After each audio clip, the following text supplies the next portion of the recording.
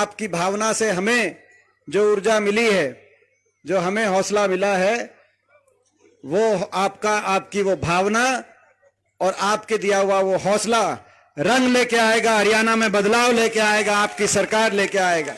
ये जो सरकार, जिस सरकार ने हरियाणा को विकास की पटरी से उतार दिया, 10 साल 9.5 साल पहले ये सरकार चंडीगढ़ की कुर्सी पे लोगों ने इसको अवसर दिया, खट्टर सरकार बनी हरियाणा में।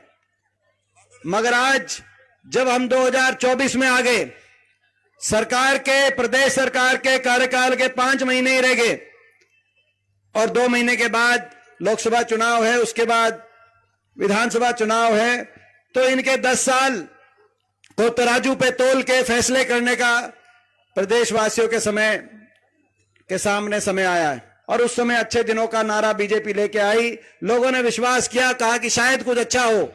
लेकिन आज 9.5 साल के बाद हम ये सवाल पूछते हैं इस सरकार से, खट्टर साहब से, कि क्या हुआ कि जो हरियाणा विकास में नंबर 1 था, 9.5 साल के बाद विकास की पट्टी से उतर गया, आज बेरोजगारी में नंबर 1 हरियाणा बना दिया खट्टर साहब आपने। हर घर में एक पढ़ा लिखा भाई, शिक्षित भाई आज बेरोजगारों की कतार में खड़ा कर दिया। ना तो कोई निवेश हुआ, एक भी औद्योगिक क्षेत्र हरियाणा के अंदर नहीं लगा, एक भी कोई थर्मल का कारखाना हरियाणा में नहीं लगा, एक कोई विश्वविद्यालय नया हरियाणा में स्थापित करने का काम इन्होंने नहीं किया, एक कोई रेल की लाइन 1 इंच बिछाने का काम नहीं हुआ, एक खंबा मेट्रो को आगे बढ़ाने का काम नहीं हुआ। ना निवेश हुआ, ना प्राइवेट के अंदर नौकरी और ना सरकारी नौकरी। सरकारी नौकरी या तो समाप्त कर दी गई, 2 लाख पद समाप्त हो गए, और जो बची वो या तो वो भर्ती घोटालों की भेंट चढ़ गई। 5 साल तक भर्तियां निकालते नहीं है, जो निकालते हैं उनमें बाहर के बच्चे ज्यादा भर्ती हरियाणा में होते हैं। हरियाणा वालों को तो बाहर कहीं मौका मिल नहीं रहा। एक के बाद एक लिस्ट आई, एसडीओ की लिस्ट आई, 80 में से 78 बाहर के एसडीओ, इलेक्ट्रिकल की लिस्ट में 99 में से 77 बाहर के। इस साल अभी असिस्टेंट प्रोफेसर इलेक्ट्रिकल की लिस्ट आई, उसमें 156 में से 103 बाहर के। ब्लॉक डेवलपमेंट पंचायत अफसर की अभी 7 पंचायत अफसर लगाए। पंचायतों में काम बाहर से, कोई दक्षिण से, कोई कहीं से। 7 में से 5 बाहर के, केवल 2 हरियाणा के बच्चों को मौका मिला।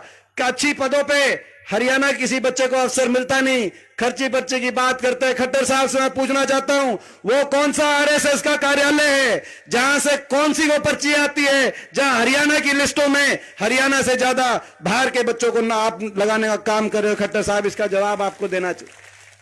और उसके बाद आखिरी साल चुनाव के साम ग्रुप डी निकाल देते हैं।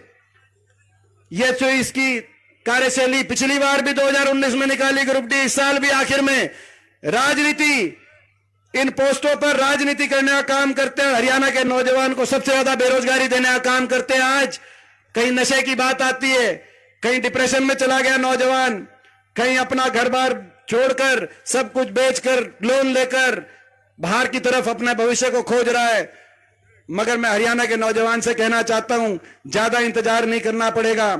प्रदेश के कोने कोने में बदलाव का मन बना लिया लोगों ने। मैं आपको विश्वास दिलाना चाहता हूं, 6 महीने की बात है, हरियाणा में आपकी सरकार आएगी, नौजवानों की सरकार आएगी, हरियाणा को आगे लेके जाने की सरकार आएगी।